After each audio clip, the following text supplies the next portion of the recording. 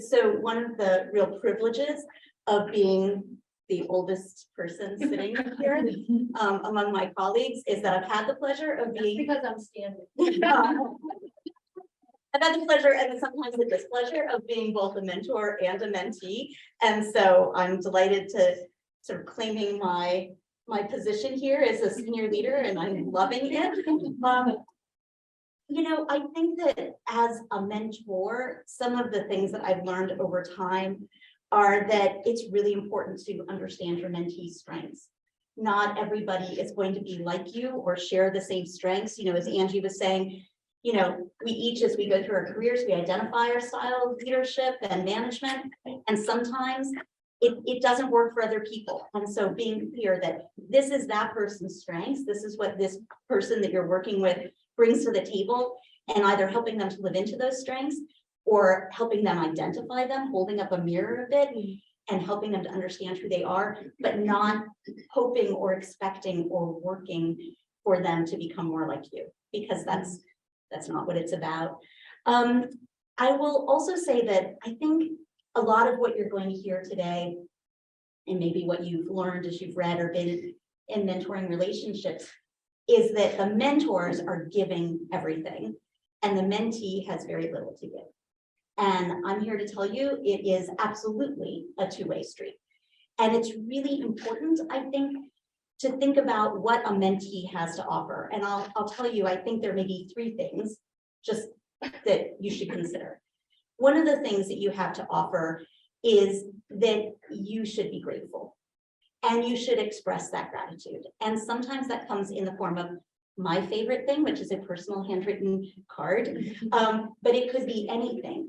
Making sure that when you meet other people in the industry, if you're in a shared industry, that you comment on how much you appreciate so-and-so's support of you as a mentor. Making sure that if you're within the same organization, that you're lifting up that person's support and name to his or her colleagues and supervisors. I think it's also important to keep us updated. You're going to go through lots of exciting adventures in your career. And even if we're no longer in a formal way connected, I want to hear about your milestones, your accomplishments, sometimes your defeats, like, oh man, remember that thing we talked about? It didn't work. And here's what happened. I want to know what you're doing, how things are going for you. So keep me updated. You know, you're teaching your kid how to ski. I love that. You know, I'd love to learn that and to know that that's happening.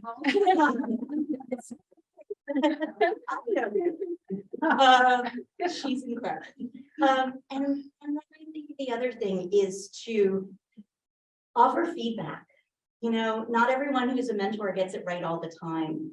And when you're in a relationship, I mean, I'm not here to tell you about all the relationships that you're in and offer advice on that. That's not my role. But I think it's important in every relationship to be able to offer feedback, but to know that it's a safe place to do that. And the best time to establish that is at the beginning of a relationship. It's not the only time. I mean, you can be down the road with a mentor and say, hey, I'd like to think about how I could offer you feedback.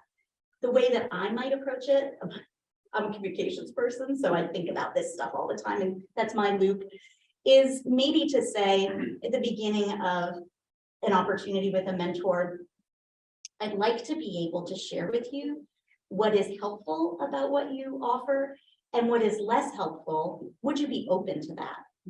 And if a potential mentor says, I'm not really comfortable with that, or they may not even be honest and say that to you, but you get a vibe of like, they're not going to be cool with feedback, you can judge whether or not that's going to be a fit for you.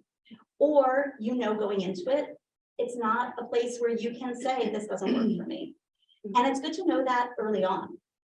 As a mentor, we need to be open to that kind of feedback. I want to know if what I have suggested makes you feel comfortable, makes you feel empowered, gives you ideas about places to go next.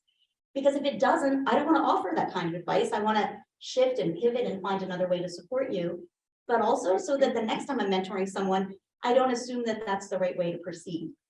Everybody's different. Every approach is different for everybody. But generally, if you said to me as your mentor, you know, when you get super involved, well, this is probably something one of my kids would say to me, when you get super involved and you send me talking points, about the interview I had today. I just got this feedback on my paper.